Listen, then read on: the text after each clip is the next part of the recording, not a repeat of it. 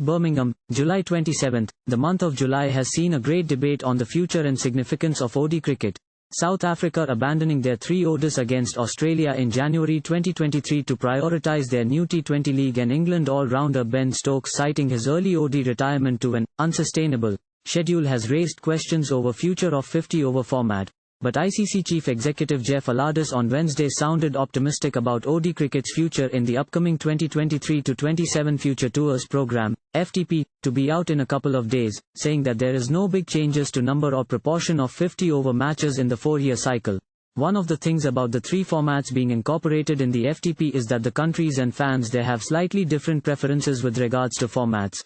I think at this stage there is some discussion, not specifically about ODIs, but about the mix of formats within the calendar. But countries have been, in their FTPs, are still scheduling a healthy number of ODIs as well. So in the FTP, I don't think you'll see any significant change to the number of ODIs or the proportion of ODIs as being planned, said Allardice in a virtual interaction from Birmingham. ICC Chairman Greg Barclay admitted that the international cricket calendar is facing the heat from expansion of franchise T20 leagues in future. The fact is that we have got a limited amount of time in the calendar, which is 365 days in a year. There's more cricket being played through ICC events, bilaterals, or the arrangements of course through the proliferation of T20 domestic leagues. So there's a lot of pressure on the calendar, but I'm not sure it's a tipping point. Speaking further on Barclay's views, Allardice affirmed that international cricket boards had shown great adherence to the global schedule despite some of the prioritising their domestic T20 leagues. There are some members who are putting attention on domestic T20 leagues. But in the last few days, the commitment of members to international and bilateral international cricket is as strong as it's ever been.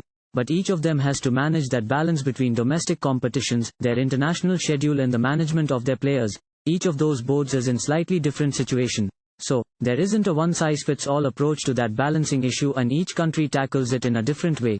After the second ODI against England at Lords, India skipper Rohit Sharma had thrown his weight behind the return of tri-series and quadrangular series for managing the international cricket schedule better. But Allardice was unsure if there was space in the calendar to include tri-series, with quadrangular series not an option.